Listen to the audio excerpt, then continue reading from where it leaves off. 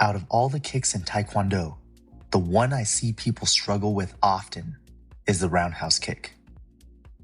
Not because it's complicated, but because it's easy to rush and hard to do well. Most people think the roundhouse is about speed and power, so they try to go faster, they try to kick harder.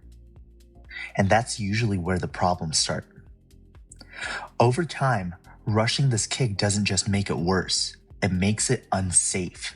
Your knees start to hurt, your balance disappears, and your confidence drops. What I want to show you today is how to build a roundhouse kick that you can trust. Not just when you're fresh, but when you're tired, when you're under pressure. Because confidence doesn't just come from blind belief. It comes from competence. For a long time, I thought confidence came from believing in myself blindly. But over time, I realized something important. Blind belief is fragile. But developing that belief through skill and technique is not. When you trust your mechanics, your confidence doesn't disappear under fatigue. That's what we're training today. Not just a kick, but how to build reliability. A strong, safe, repeatable roundhouse kick comes down to 3 things. 1, bottom foot rotation. 2, the chamber, extension, and retraction of your kick. And 3, your chest position. If any one of these concepts breaks down, the kick also breaks down. The first thing is the bottom foot. A lot of people try to turn the hip without turning the foot. The problem is, your hip can't rotate freely if your foot is locked into the floor. And that force has to go somewhere, right into your knee. And that's how people end up sore, frustrated, or injured, even though they're doing everything else right. When the foot turns, the hips can turn. And when the hips can turn, the leg can whip freely instead of being forced in an awkward position. This is one of those things people skip because it feels slow. Slow doesn't mean weak. Slow means you're being honest with yourself, because slow is smooth and smooth is fast. This is the part that changes everything. When people rush the roundhouse kick, they swing their leg like a bat. That feels powerful, but your recovery time is slow. The chamber keeps your leg protected and it keeps your mass close to your center. It also gives you options.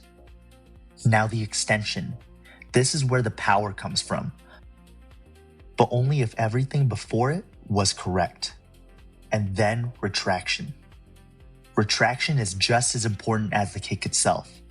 This is what keeps you safe, this is what keeps you balanced, and this is what lets you throw the next technique instantly. Now let's talk about chest position. If my upper body is unstable, my kick is also unstable. I don't want to be leaning forward, and I don't want to be leaning back. I want my chest up, my eyes on the target, and my chin, shoulder, and hip pointing towards my target. Understanding this is one thing, but training it is another. So, I want to show you 2 drills that helped shape my roundhouse kick more than any of the other drills.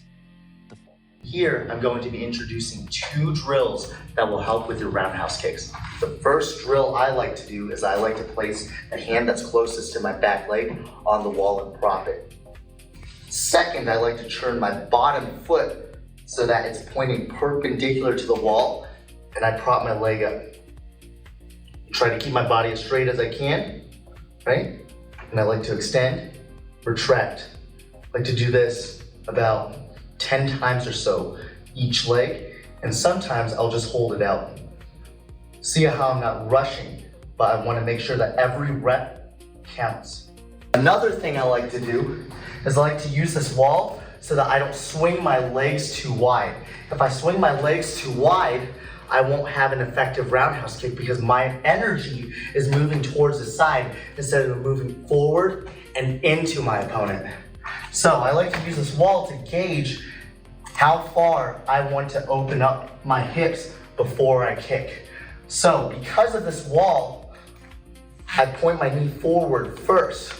That way I can shift the momentum and kick out. There are many drills out there to improve your roundhouse kick, but these two shaped my training more than any of the others. They helped me develop patience, and they helped me develop awareness, and over time, they gave me confidence. If you need any help improving your roundhouse kicks, or if you just have questions, feel free to ask me. I'm always happy to help, and I'll see you in the next video.